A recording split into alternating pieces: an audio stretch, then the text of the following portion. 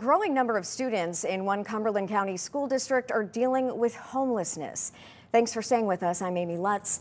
Fox 43's Ryan Yee spoke with local educators and community organizations about what they're doing to address the problem. Data collected by the South Middleton School District shows that students dealing with homelessness at schools in their district has tripled over the past 2 years. The federal McKinney-Vento Act outlines criteria for students facing homelessness who qualify for mandatory support. And in May of 2021, South Middleton had 16 students that met this criteria.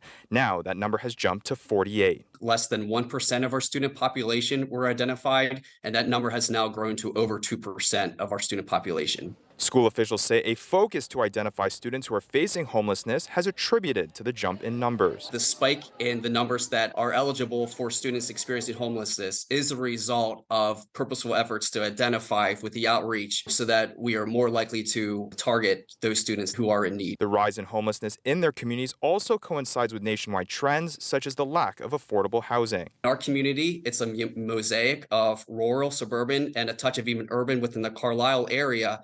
So we get a pocket of a variety of these experiences, and we need to do our best to improve the trajectory for our students and families. The district is partnering with community organizations to address the problem.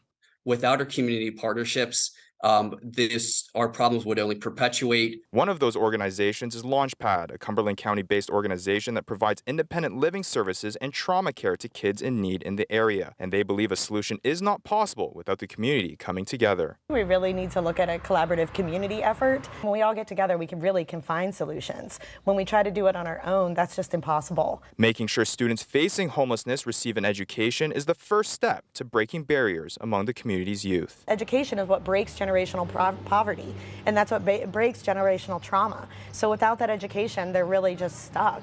Ryan Yee, Fox 43 News.